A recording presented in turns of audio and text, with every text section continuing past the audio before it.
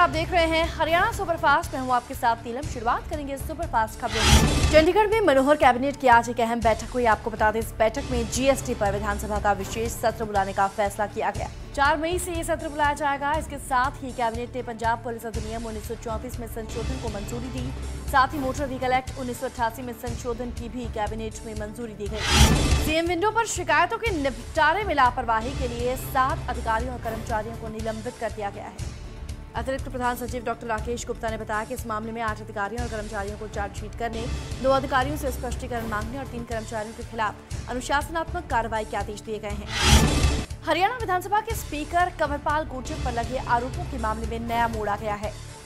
पीड़ित पक्ष के वकील मुकेश गर्ग के मुताबिक इस मामले में जो शिकायत पत्र और ऑडियो दिया गया था वो जांच में फर्जी साबित हुआ है।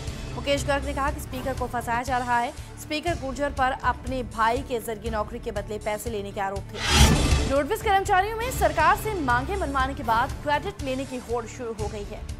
इसी होड़ के चलते फतेहाबाद में 2 कर्मचारी नेता आपस में भिड़ गए। फतेहाबाद में कर्मचारियों ने आज गेट मीटिंग की, जिसमें हड़ताल के बाद सरकार के झुकने का श्रेय लेने के लिए दोनों कर्मचारी आपस में भिड़ गए। फरीदाबाद में पूर्व बीजेपी सांसद के घर तोड़फोड़ की है और आरोप उन्हीं के दामाद पर लग रहे हैं। पूर्व सांसद रामचंद्र बेंदा के घर पर यह तोड़फोड़ हुई है। आरोप है कि संपत्ति के लेन देन के चलते उनके दामाद ने ये तोड़फोड़ की है। हालांकि आरोपी दामाद के बेटे का कहना है कि उन्हें फंसाया जा रहा है। फतेहाबाद में 300 एकड़ की फसल में आग का तांडव देखने को मिला। आपको बता दें, इस आग के चलते फसल पूरी तरह से जलकर राख हो गई।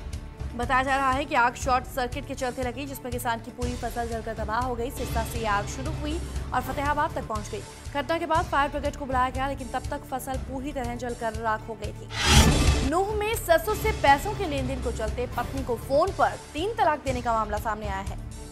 आरोपों के मुताबिक ससुर ने दामाद को कुछ पैसे उधार दिए थे, लेकिन जब उधार के पैसे वापस मांगे गए तो आरोपी ने ससुराल पक्ष से रिश्ता ही तोड़ दिया और पत्नी को फोन पर 3 तलाक दे दिया। पीड़ित पक्ष ने पुलिस में शिकायत दी है, लेकिन कार्रवाई अब तक नहीं हुई। जम्मू कश्मीर में दुश्मनों से लोहा लेते शहीद हुए मेजर सतीश दहिया के परिजन सरकार से नाराज हैं। परिजनों का आरोप है कि 2 महीने बीत जाने के बाद भी सीएम की किसी घोषणा पर अमल नहीं हुआ। शहादत के वक्त शहीद मेजर सतीश के नाम पर कॉलेज और सड़क का नाम बदलने और मुआवजा राशि देने की घोषणा हुई थी, लेकिन अब तक कुछ भी नहीं हुआ। हाल ही में शुरू हुआ करनाल का कल्पना चावला मेडिकल कॉलेज अपने शुरुआती दौर में ही सवालों से घिर गया है।